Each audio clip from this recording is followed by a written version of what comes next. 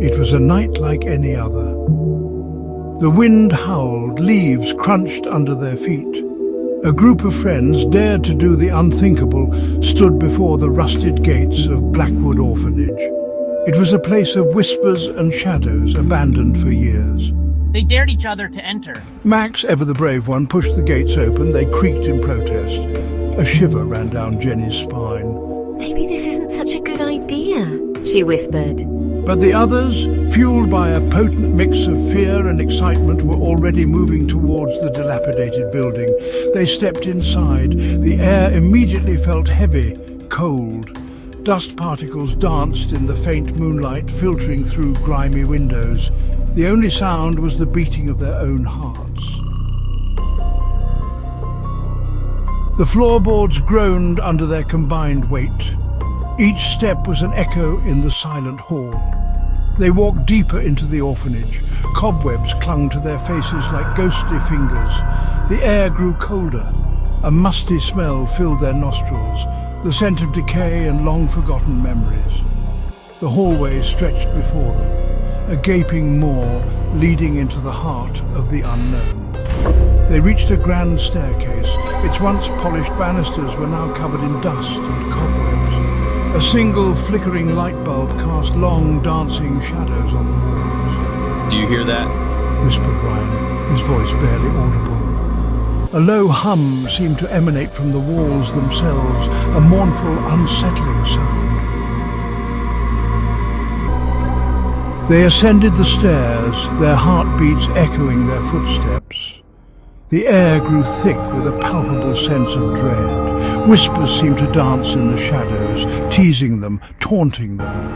"It's just the wind," said Max, his voice lacking its usual confidence. But even he couldn't ignore the growing feeling that they were not alone. They reached the top of the stairs and found themselves in a long, narrow corridor. Doors lined either side, each one slightly ajar, revealing glimpses of dusty beds and decaying toys, the remnants of forgotten childhoods. Suddenly, a door slammed shut at the far end of the hallway. A blood-curdling scream pierced the silence. Erin was sure she could hear her own name being called. Panic surged through the group. They spun around, searching for the source of the sound. There, at the end of the hallway, stood a figure, tall, gaunt, and shrouded in shadows. It seemed to melt into the darkness, only to reappear closer, its eyes glowing an unnatural green. Terror lent speed to their feet. They turned and ran, their screams echoing through the empty halls. They could hear the figure behind them, its footsteps heavy and slow, yet somehow gaining on them. They stumbled through the darkness, their blood pounding in their ears. The floor seemed to tilt and sway beneath them. The orphanage itself seemed to be closing in on them, determined to trap them within its decaying walls. They burst into a room, slamming the door shut behind them, their faces pale with terror. Leaning against the rotting wood, they gasped for breath, their hearts threatening to beat out of their chests. The air was thick with dust, making it hard to breathe. "This looks like an old classroom. It's been abandoned for years." Desks were scattered around the room, their surfaces covered in dust and cobwebs. The air smelled of decay and neglect. But what drew their attention were the drawings on the walls, which seemed to tell a story. Look at these drawings. They're so creepy. Who could have drawn these? They were childish drawings, depicting stick figures and distorted faces. The colours were faded, but the fear was palpable. But there was something disturbing about them, something that made the hairs on the back of their necks stand up. The figures in the drawing seemed to be trapped, their eyes wide with fear, their mouths open in silent screams. It was as if they were trying to tell a story of their own. "This one, it's different. It feels more sinister." One drawing in particular sent chills down their spines. It was more detailed, more vivid. It showed a group of children huddled together, their eyes wide with terror. while a shadowy figure stood over them, its hand outstretched, its face twisted in a malevolent grin. The figure seemed almost alive, as if it could step out of the drawing at any moment. "This place is messed up," Jake whispered, his voice trembling with fear, his eyes darting around the dark room. He picked up a tattered book from a nearby desk, its cover barely holding together. Its pages were yellowed with age, the text barely legible, as if it held secrets long forgotten. As he read aloud, his voice shook, each word echoing in the eerie silence of the room. The book tells the story of the orphanage's troubled past, a history filled with sorrow and pain. It spoke of a cruel headmaster who abused the children in his care, his stern face haunting the pages. It told of mysterious disappearances, of children vanishing without a trace, leaving behind only their toys. Legend has it, Jake read, his voice barely a whisper, that the headmaster's spirit still haunts these halls, seeking revenge on those who wronged him. His presence felt in every shadow.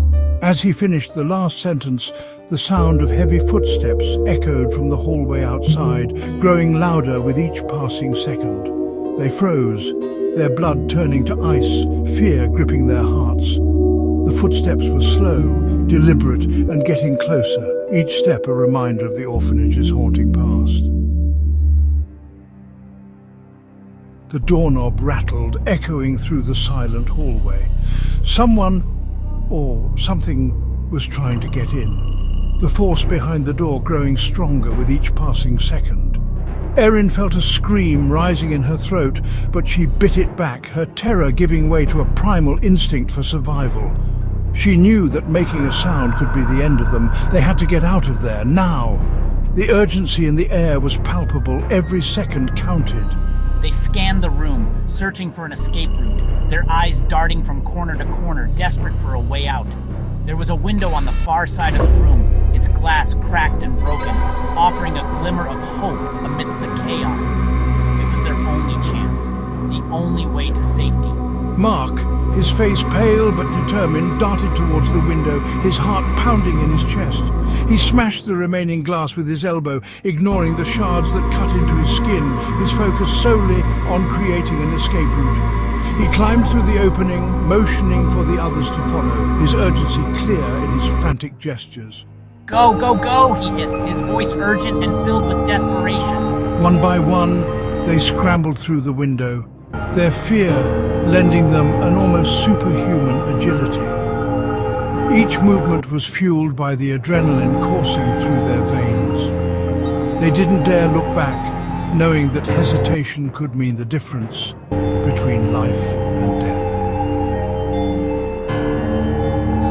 They found themselves in an overgrown courtyard, the full moon casting long, eerie shadows from the surrounding trees.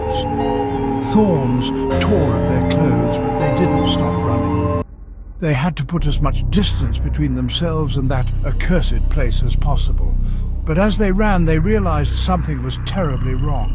The courtyard seemed to stretch on forever, the trees closing in on them, their branches reaching out like grasping claws. They were trapped. They stumbled through the undergrowth, their hope dwindling with every passing moment. They could still hear the heavy footsteps behind them, closer now, relentless and unyielding. Just when they thought all hope was lost, they saw a faint light flickering in the distance. With renewed determination, they surged forward, their legs burning, their lungs screaming for air. As they drew closer, they realized the light came from a small, dilapidated shed. The door hung open, creaking ominously in the wind. It wasn't much, but it was shelter. They didn't hesitate. They rushed inside, slamming the door shut behind them, barricading it with whatever they could find. They huddled together in the darkness, their breath coming in ragged gasps, listening as the footsteps approached the shed, paused, and then slowly faded away. They waited until dawn before venturing out of the shed.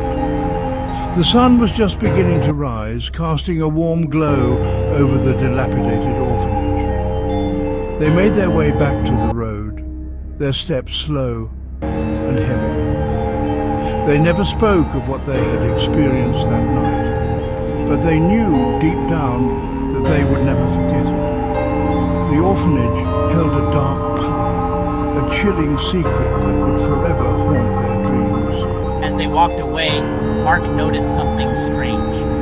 There, on the dusty ground, was a single, child-sized footprint.